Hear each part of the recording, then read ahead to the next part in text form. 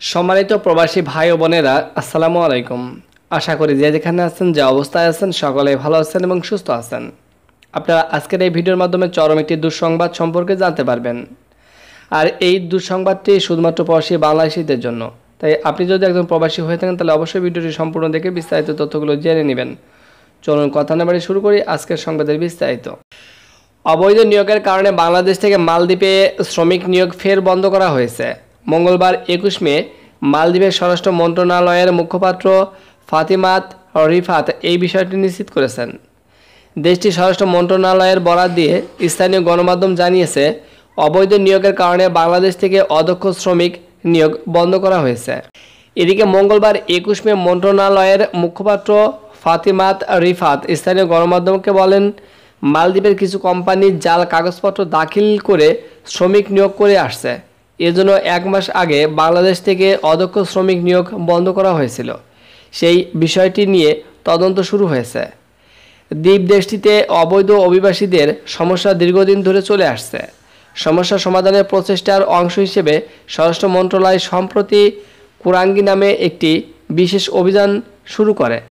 এই প্রচেষ্টার অংশ হিসেবে 700 জনেরও বেশি অভিবাসীদের বায়োমেট্রিক সংগ্রহ করা হয়েছে। উল্লেখ্য, মালদ্বীপ 2019 সালের সেপ্টেম্বরে বাংলাদেশ থেকে অদক্ষ শ্রমিক নিয়োগের ওপর নিষেধাজ্ঞা আরোপ করেছিল। মালদ্বীপের সাবেক প্রেসিডেন্ট মোহাম্মদ ইব্রাহিম মোহাম্মদ সোলিহ প্রশাসনের সময়।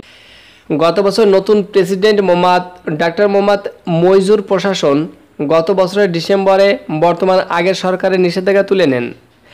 ডিসেম্বরে এক প্রেস কনফারেন্সে স্বরাষ্ট্রমন্ত্রী আলী ইহসান বলেছিলেন যে বাংলাদেশি শ্রমিকদের জন্য 1,39,220 ওয়ার্ক পারমিট আগে থেকেই রয়েছে। তবে এর মধ্যে ওয়ার্ক পারমিট ফি নিয়মিতভাবে দিয়ে বৈধ আছে মাত্র 39,004 জন। একটি স্থানীয় গণমাধ্যম রিপোর্টে দেখা যায় যে গত বছর ডিসেম্বর পর্যন্ত বাংলাদেশ থেকে 90,642 জন শ্রমিক মালদ্বীপে আগে থেকেই রয়েছে। মালদ্বীপের কর্মসংস্থান আইন অনুযায়ী একটি দেশ থেকে নির্ধারিত কোটা 1 লক্ষ এর চেয়েও কম। সুতরাং বাংলাদেশ থেকে যারা মালদ্বীপে কাজের উদ্দেশ্যে যেতে চাচ্ছিলেন, আপনাদের জন্য আসলেই এটি একটি দুঃসংবাদ। বাংলাদেশ থেকে এখন আর আপনারা মালদ্বীপে যেতে পারবেন না। শ্রম বাজার বন্ধ ঘোষণা করেছে বাংলাদেশিদের জন্য।